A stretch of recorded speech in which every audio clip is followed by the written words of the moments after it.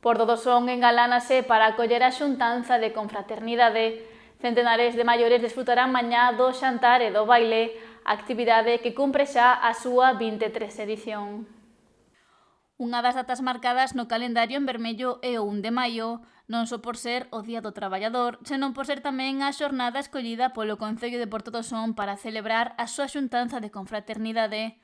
A Festa dos Maiores vivirá a súa 23ª edición e xa está todo pechado para desfrutar dunha gran velada. Como sempre temos o 1 de maio, a verdade que xa temos todo preparado, pois este ano o cálculo que temos que máis ou menos sean 700 personas.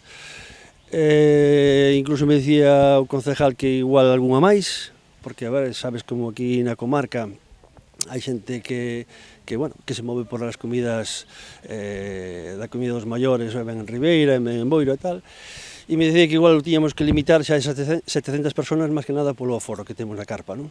Pois nada, está todo preparativo, espero que nos acompañe o tempo. Para disfrutar ao máximo desta cita, unha das máis agardadas no municipio soense. É un dos eventos máis importantes, aparte que a min gustame moito, porque, pois, eu como digo sempre, despois de tantos anos, de tanto esforzo que fixe a xente, pois que o Concello de Portodosón, neste caso, poda facerlle pois un xantar de confraternidade, pois en agradecimiento, pois moi ben, non? E aparte que lleves na cara, non? Lleves na cara que están contentos, que poñen as súas mellores galas, que veñen á misa das 12, despois salen a tomar algo polo casco urbano de Portodosón, despois temos a comida, temos o baile, e é verdad que é un día especial para eles.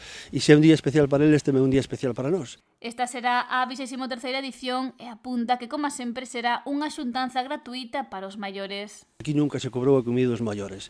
Hai outros concellos que aportan unha parte, pero eu non vou ser o alcalde que vai a cobrar nada aos nosos maiores e o digo por isto, non? Polo agradecimiento que fixeron e o esforzo que fixeron durante moitísimos anos e especialmente en estes momentos difíciles, por exemplo, cando foi do tema da crisis, cando foi do tema da pandemia, que viñan moitos fillos que ao mellor pois quedaban sin traballo e sempre os recollían nas súas casas e facían ese esforzo, non?